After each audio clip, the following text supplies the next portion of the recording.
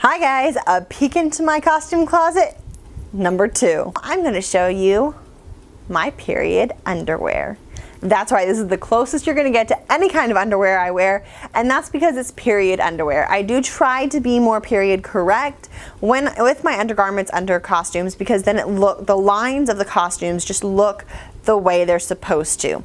So today I'm going to show you my cotton under things for when I am in Renaissance, and some of them also parallel into my Western 1800s costumes. Now, I'm not showing you my hoop skirts. I do have 2 hoop skirts and farthingales, whatever you want to call them. The reason I'm not showing you them is because today I just want to show you things that I made myself, and I did go ahead and buy the hoop skirts. I tried making a hoop skirt and it failed horribly. It was really a pain.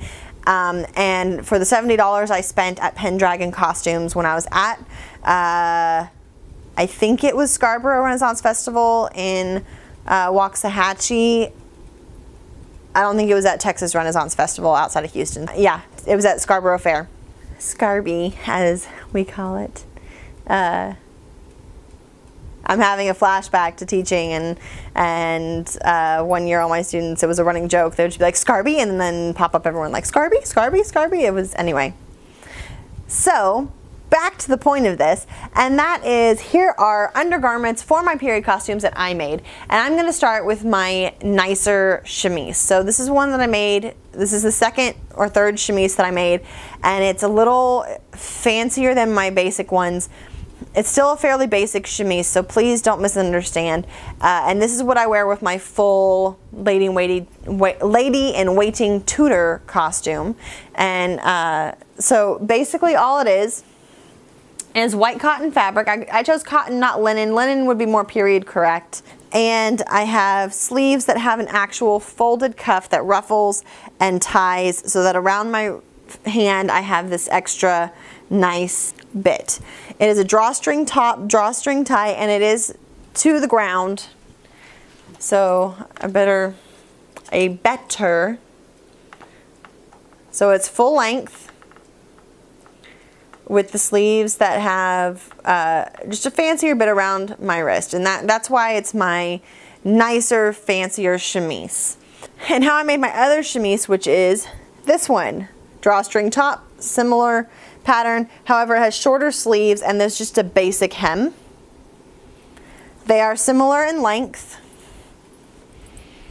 The more simple one being slightly shorter, not a lot shorter, just slightly shorter. And that one I wear with my lower class costumes, more of the in the fields worker basic, like the first ones I made. And this is the first full, really nice, sort of finished piece of chemise that I made. One of the cool parts to me is the chemises are also basically the same thing as the nightgowns of the era. So when you're talking about an undergarment, it's what you wore as an undergarment under your clothes, but it's also what you would wear to sleep in. I'm reading this great book called How to Be a Tutor, A Dawn to Dusk Guide to Tutor Life by Ruth Goodman. And I already knew linen was the undergarment cloth of choice. I knew that they had much heavier velvets and brocades on top. And I knew that bathing really regularly was not a thing.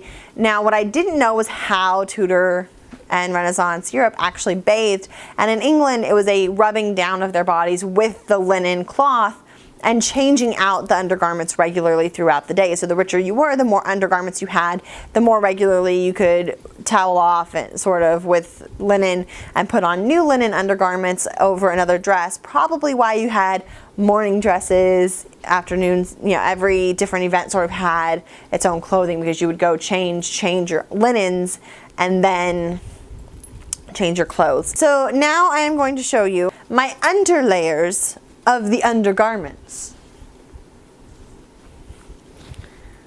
So these are my pantaloons. Pantaloons. So they have decorative lace and frilling at the bottom, and this part goes under the knee and starts flaring out over the calf. And it's just a basic, I did elastic, period correct would have been a drawstring, but just a very basic pants. And these are pantaloons, so that would be under your undergarments. This is the closest thing to like underwear that women had at the time. And then my petticoat. Petticoat is simply an underskirt that you wear to create layers and volume usually. So I'll wear this to create layers of volume. It just pushes my skirt out a little bit if I just want a little bit of my skirt to be out, just a smidge and not a lot. So a lot of times it's if I'm doing like an actual prairie type costume like I did for Halloween this last year, where I was like a frontier pioneer woman. Well, it's not feasible and it doesn't make sense for me to wear the really big hoop skirt under the dresses because I wouldn't have time. I'm pioneering, I'm traveling and working really hard. So a slight flare out in my petticoat makes sense. And it's really simple. I just did sort of pleating instead of gathering at each layer to create more fullness with how much extra fabric was in the layer beneath.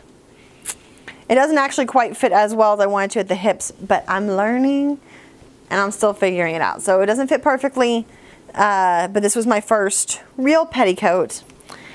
And yeah, so that's my underwear for my period clothing costumes that I've made. I do also wear a corset according to era. So if you liked this video, hit like. If you want to leave me a comment. Tell me what you think. Let me know what you'd like to see me talk about next, or a costume you'd like to see me make. Make sure to check things on my other playlists, my new mom, real world mom playlist, and my theater makeup is going to be having more stuff coming up too.